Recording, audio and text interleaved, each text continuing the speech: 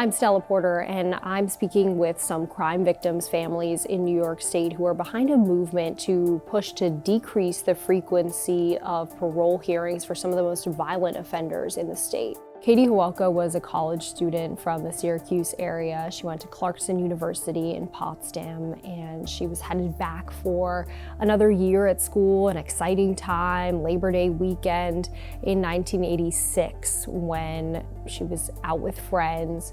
The night took a turn. She was walking home through a place that she thought was safe, her campus, and right there on campus, she was attacked by a stranger who was not part of the school, who was just in the town. She was raped and beaten. Her family barely recognized her in the hospital, and then she died shortly after from her injuries. The person was found near the scene, was identified pretty quickly as a 23-year-old from a neighboring area with a criminal history who was actually out on parole from a different state. He pled guilty the following year and was sentenced to 23 years to life in prison. So he's been eligible for parole since 2009. In New York State, every 2 years, someone who's incarcerated that's eligible for parole is entitled to a hearing. Katie's family is super tight-knit. They're really strong advocates for their daughter and their sister, and so every couple years they go through this almost 8-month-long ordeal of preparing a statement, giving the statement, waiting for the perpetrator to go through his process, then getting the transcript from his process, and when all is said and done, that process can take around 8 months. The family wants people to understand what they go through and what families like theirs go through to fight to keep violent offenders in prison. They say that in their case, they believe it's obvious that the parole commissioners are not going to be letting this perpetrator out anytime soon.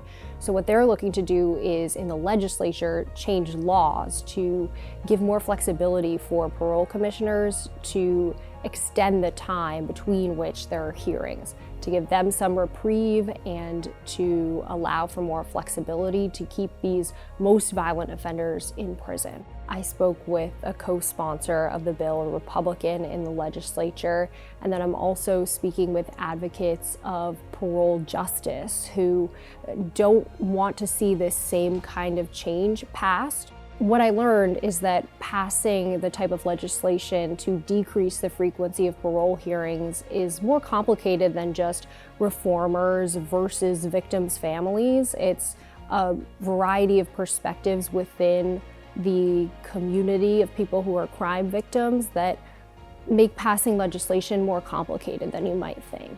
Katie's family really wants to make sure that her story isn't forgotten because it happened almost 40 years ago now. I think people will be really touched to see how hard Katie's family has fought for her over the years and see the bond that they have through this tragedy. You can watch this story live at 11 on Sunday after the game. Then on Monday, we'll take a closer look at the law involved in this story starting live at 4.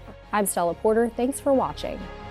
13 Investigates, coverage you can trust.